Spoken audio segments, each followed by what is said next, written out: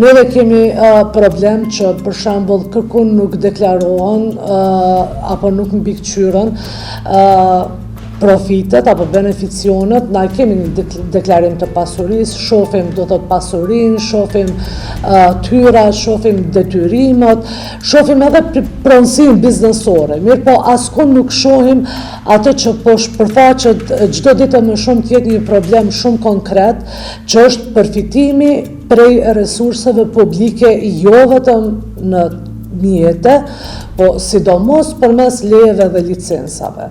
Në këtë kontekst, ajo lidh të njëjtën logjik edhe me rastet kur kompanitë kontraktohen njëkohësisht nga partitë politike dhe institucionet publike.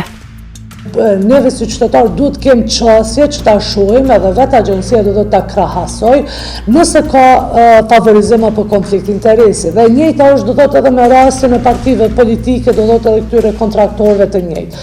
Donse Kosova është një vend i vogël, donse nuk kemi edhe shumë biznese, megjithatë për furnizim me letër ne kena me vjetra biznese të cilat të ofrojnë atë shërbim.